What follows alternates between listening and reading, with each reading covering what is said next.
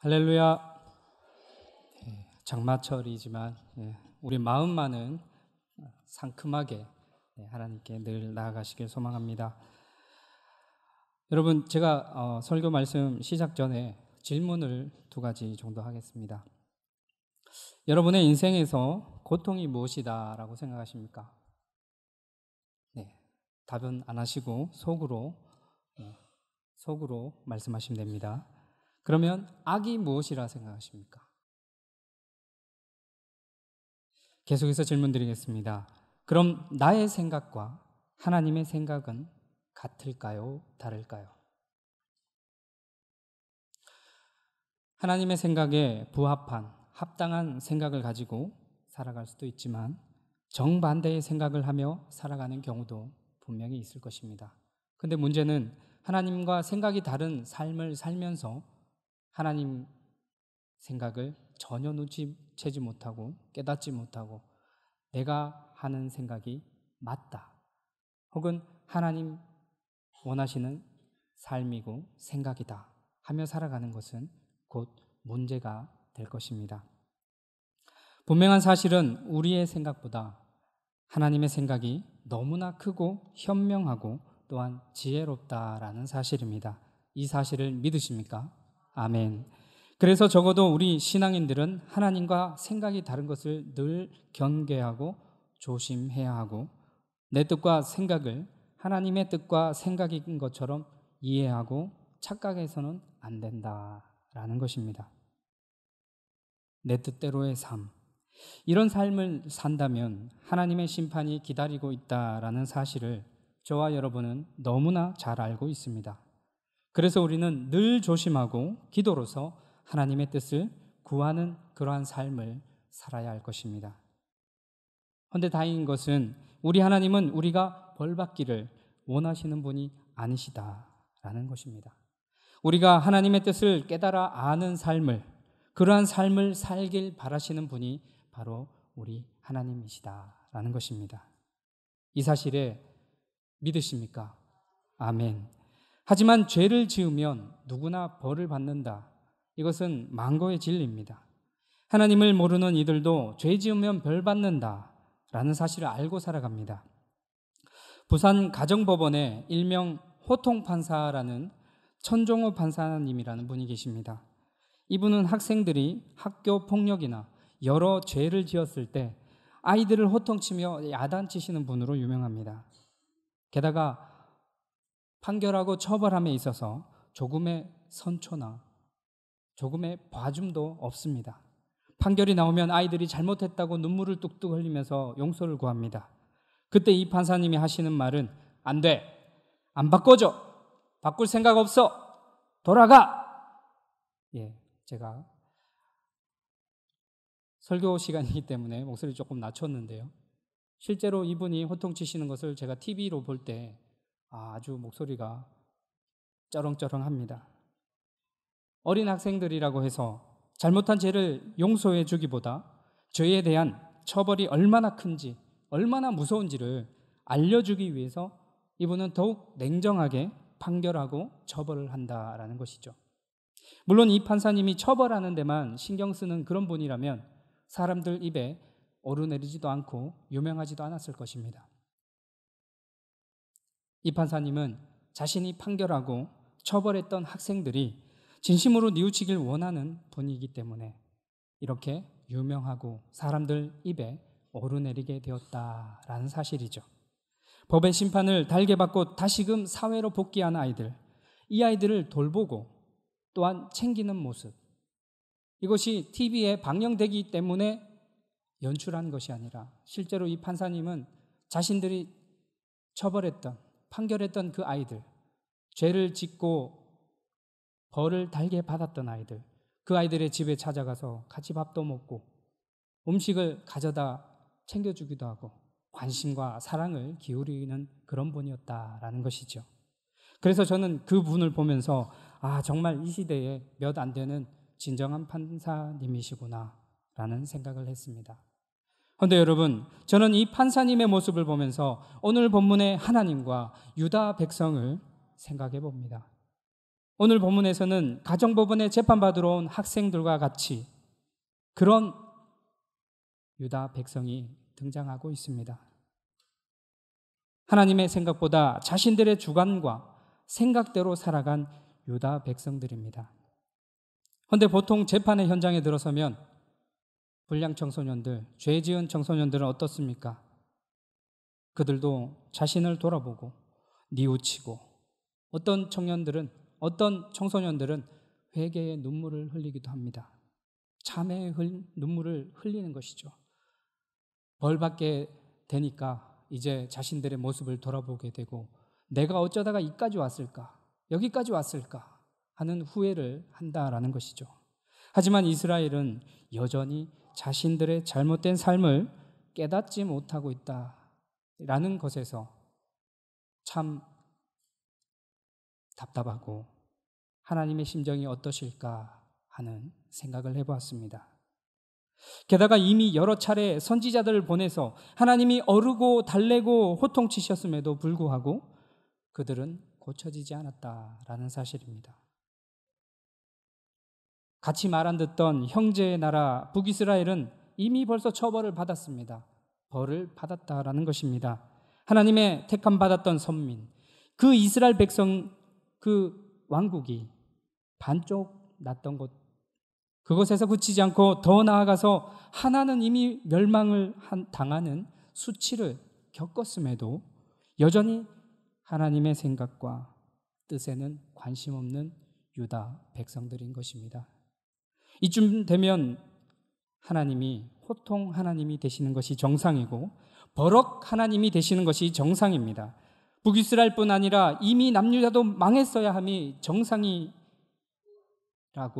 생각할 수 있습니다.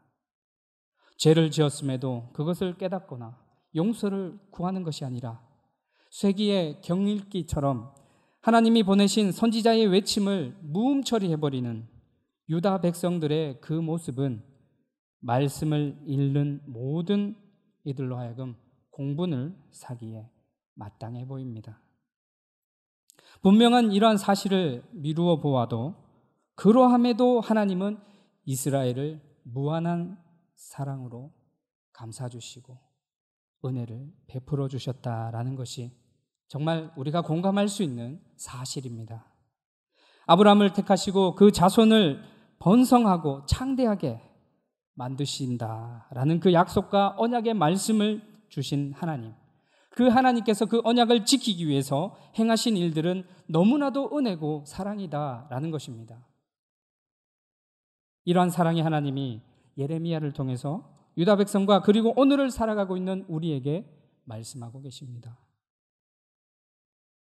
하나님의 책망과 처벌을 받기 이전, 이스라엘 백성들이 남은 유다 왕국까지 멸망당하기 그 이전, 너희들이 왜 그렇게 고통스럽게 있는지 그 이유를 두 가지로 설명해 주겠다 라는 것이죠.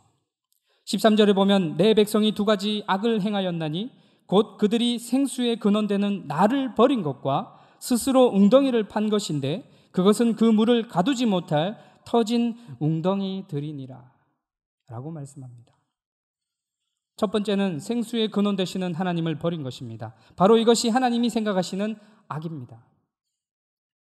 그리고 두 번째는 스스로 웅덩이를 판 것입니다. 하나님을 떠나면서부터 인생은 죄에 빠진 겁니다. 그런데 문제는 능력 밖의 일을 스스로 해결하는 데에서 죄악과 함께 고통도 시작된다라는 것입니다. 하나님은 지적하십니다. 그것은 그 물을 가두지 못할 터져버려 물을 담아두지 못하는 웅덩이다. 터져 있어서 물을 가두어두지 못하는 웅덩이를 너희가 지금 파고 있구나. 그래서 헛수고로 인해 너희 인생이 고통스럽다라는 것입니다.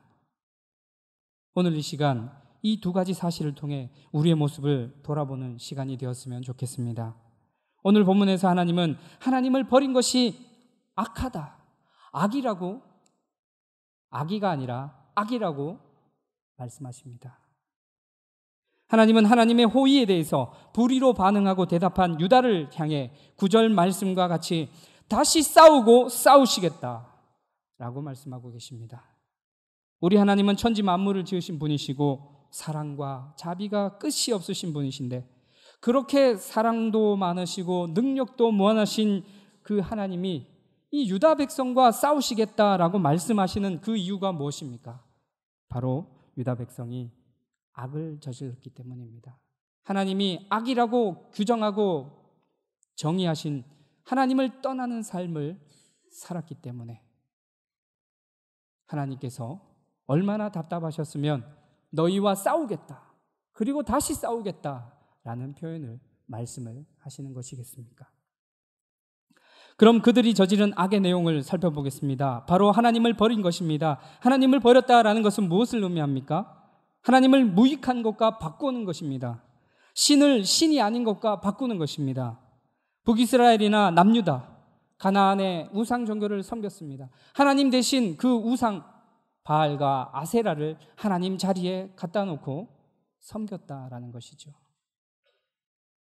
아무런 힘도 없는 인생을 또한 의지하면서 하나님 앞에 또한 고통스럽고 그 가운데 악을 계속해서 저질렀다라는 것이죠.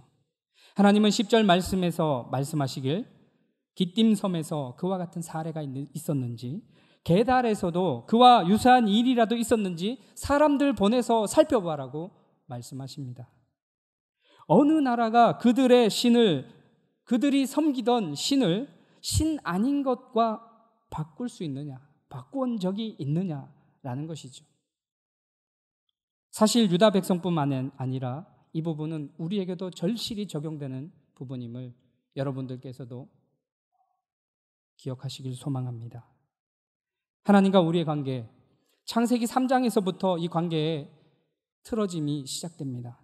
아담과 하와가 선악과를 따먹음으로써 하나님처럼 되려고 할 때, 하나님의 자리를 바꾸려고 할 때, 그것이 악이 되었습니다.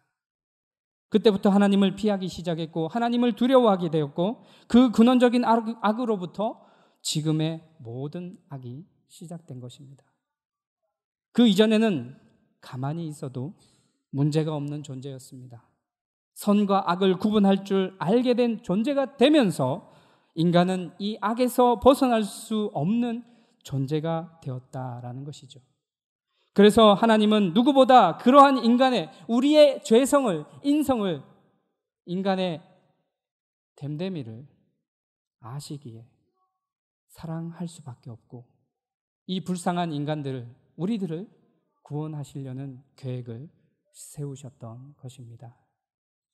아멘. 앞서 언급한 천정호 판사님이 아이들의 죄만 판단하고 그것에 달게 처벌하는 데만 신경 쓰는 분이었다면, 그래서 그 아이들이 평생 죄인으로 낙인 찍혀서 살아가기를 원하는 사람이었다면 훌륭한 판사님이라는 그런 평가도 듣지 못할 겁니다. 여러분, 이 천정호 판사님이 판사로서의 사명감을 가지고 그 정체성을 올바르게 확립한 다음에 그 인생을 살아갈 때 수많은 아이들이 범죄자의 길에서 평범한 아이들로 변모하고 깨우치고 바꾸어질 수 있다라는 것이죠. 훌륭한 판사라고 평가되는 그 이유, 그것이 무엇이겠습니까? 바로 이런 하나님의 사랑 같은 그런 마음이 있기 때문에 가능한 것입니다. 그리고 훌륭한 부모님도 마찬가지입니다. 아이들이 속 썩일 걸 뻔히 압니다. 저 아이가 저렇게 나이가 들면 분명히 실수하고 분명히 사고치고 말 안 들을 거 분명히 알지만, 그 아이들이 미리 말 안 듣고 속 썩일 거 알면서 키우는 것은 무슨 이유입니까? 그 아이들을 사랑하기 때문이죠. 그 아이들을 사랑 주고 관심 주고 품어주면 이 아이들이 바르게 자란다라는 걸 알기 때문이죠. 그런데 이러한 사랑을 깨닫지 못하고, 하나님께서 이렇게 품어주심을 깨닫지 못하고 하나님을 떠난 인생, 그 인생은 어떻게 되었습니까? 창세기 3장과 다음 장인 4장을 통해서도 알 수 있듯이 하나님을 떠난 인생은 그 인생에 반드시 고통이 찾아온다라는 것입니다. 본문 13절의 말씀처럼 그 사람은, 그러한 사람은, 하나님을 떠난 사람은 생수의 근원 되신 하나님을 떠나버렸기 때문에 이제 그 스스로가 웅덩이를 파서 영원한 생수를 찾으려고 합니다. 그동안 공급받았던 영원한 생수, 이제 끊어졌는데 그것을 하나님께서 찾아야 하는데 엉뚱한 곳에서 찾으려 합니다. 그런데 문제는 스스로 준비한 웅덩이가 물을 가두지 못하는 터진 웅덩이다라는 것입니다. 깨진 바가지와 같다라는 것입니다. 마치 밑 빠진 독에 열심히 물을 부어도 가두지 못하는 터진 웅덩이다라는 것입니다. 마치 부어도 채워지지 않는 공허한 그런 인생, 그것이 바로 그 자체가 고통이 된다라는 것이죠.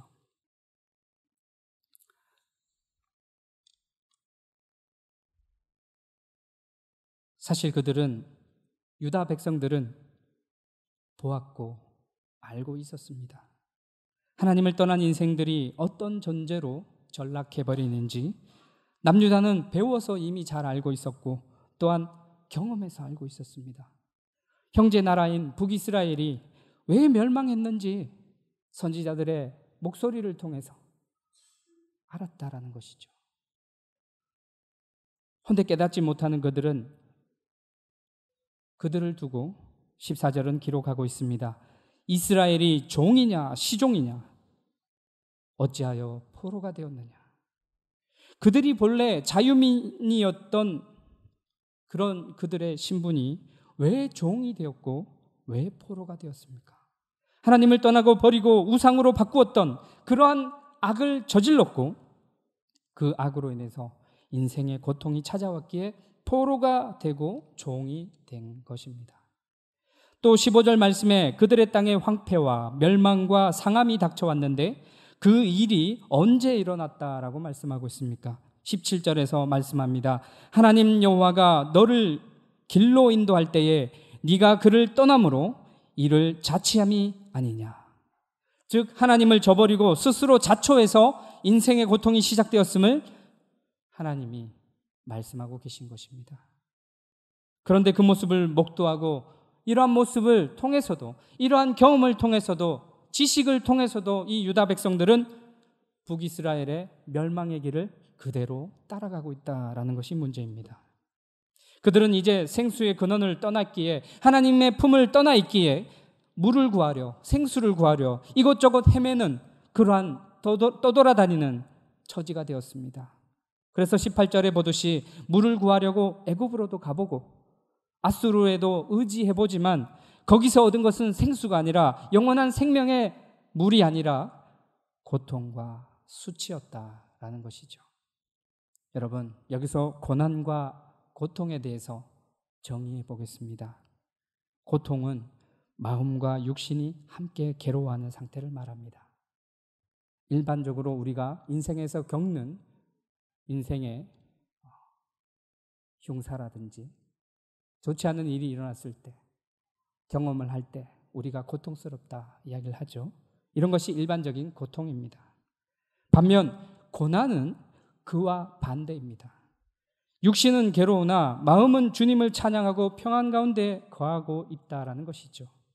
세상이 줄 수도 알 수도 없는 평안, 그 평안과 담대함이 그 고난 안에 있다라는 것입니다.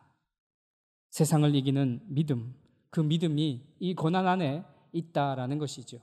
하나님의 일을 할 때 고통스러운 일이 생기면 그것이 고난이 되고, 하나님을 떠나 사는 삶을 살려고 할 때 어려운 일이 생기면 그것은 고통입니다. 따라서 고통이라는 것은 죄의 결과, 즉 하나님을 떠나고 버리고 바꾸는 일에서 오는 것이 고통임을 기억하시길 소망합니다. 반면 고난이라는 것은 다시 하나님께 돌아와서 이제는 하나님을 떠나지 않으며 살겠습니다라는 신앙의 결단을 지키기 위해서 내가 꿋꿋이 하나님 앞에 걸어갈 때 그것이 곧 고난이 된다라는 것입니다. 그러므로 인생이 고통스럽다면 모든 것을 내려놓고 하나님 앞에 온전히 자복하고 서시길 바랍니다. 또한 반대로 내 인생의 고난이 연속이라면 그것은 하나님께 돌아와 하나님을 따라가는 삶을 살고 있다라는 증거이기 때문에 그 사실을 기억하고 더욱 기도하며 그 길을 잘 걸어가시는 여러분 되시길 소망합니다. 고통 속에 있는 사람은 오늘 본문에서처럼 스스로 땅을 파게 됩니다. 어떻게든 그 고통을 해결해 보려고 스스로 움직이고 용을 씁니다. 헌데 결과는 벗어나지 못한다라는 것입니다. 온전한 생수를 공급하지 못합니다. 그래서 환경 탓하고 남편 탓하고 아내 탓을 하면서 자신이 아닌 다른 곳에서 고통의 이유를 또한 찾으려 합니다. 그러나 고난 속에 있는 사람은 그 고난 중에 영광을 보고 하나님을 믿기에 심지가 견고한 신앙인인 것입니다. 그리고 그 고난을 기쁘게 감당하며 원망하지 않고 주님만 의지하며 나아가는 진정한 신앙인인 것입니다. 무엇보다 분명한 사실은 고통은 미래가 없고 또한 해결책도 없습니다. 하지만 고난은 사도 바울이 그 인생 전체를 들여서 헌신하고 마지막 죽기까지 전도하고 복음 전하는데 목숨 걸었던 그 이유, 그것이 무엇입니까? 하나님의 영광이 기다리고 있다는 사실입니다. 이것이 고통과 고난의 큰 차이점인 것이지요. 예수님의 십자가를 고통이라 하지 않습니다. 예수님의 십자가는 고난의 십자가다라고 표현합니다. 부활의 영광이 그 십자가를 통해 나타나기 때문이죠. 십자가의 고난을 따라가는 성도에겐 십자가, 즉 고난이 있기 마련입니다. 그러나 그 고난이 영원한 생명으로 한 걸음씩 나아가는 것임을 결코 잊지 않으시는 저와 여러분 되시길 간절히 소망합니다. 말씀을 맺겠습니다. 앞서 말씀드린 것처럼 본문 19절에 악이 무엇인지, 인생의 고통이 무엇인지 정리하고 있었습니다. 19절에 그런즉 내 하나님 여호와를 버림이 악이요 내 속에 나를 경외함이 없는 것이 고통인 줄 알라. 주 만군의 여호와의 말씀이니라. 이 한 절 말씀에 오늘 말씀이 다 담겨져 있고 성경의 핵심적 주제가 담겨져 있습니다. 하나님을 버림이 악이고 그렇게 하나님을 버린 인생은 고통인 것을 알라는 것입니다. 하나님을 가까이 하는 것은 선입니다.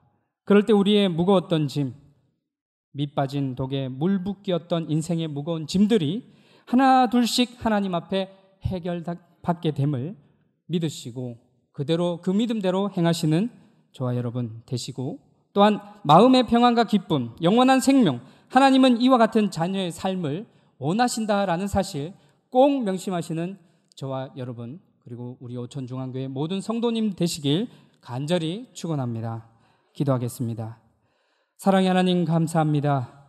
오늘도 이 귀한 말씀을 통해서 온전히 우리가 나아갈 바를 아버지여 알려주시고 주님 저희들이 무엇을 사랑하고 이 세상을 어떻게 살아가야 되는지를 알려주심을 그 지혜를 보여주심을 감사드립니다. 주님께서 주신 말씀을 통해 온전히 하나님께 자복하고 저희들의 교만함이 있었다면 주님께 무릎 꿇고 머리 숙여 참여할 수 있는 이 시간 될 수 있도록 도와주시옵고 하나님의 뜻을 깨달아 알 수 있는 귀한 우리 오천중앙교회 될 수 있도록 역사하여 주시옵소서. 이 시간 11조와 그리고 감사헌금, 자녀를 위한 일천 번제헌금, 선교헌금을 드린 이 손길들 주님께서 기억하시고 이 헌금이 쓰여지는 곳곳마다 주님께서 기억하심으로 그 얼굴과 이름을 기억하셔서 온전히 하나님의 은혜를 축복을 받는 귀한 주님의 자녀 될 수 있도록 역사하여 주시옵소서. 예수님 이름으로 간절히 기도드립니다. 아멘.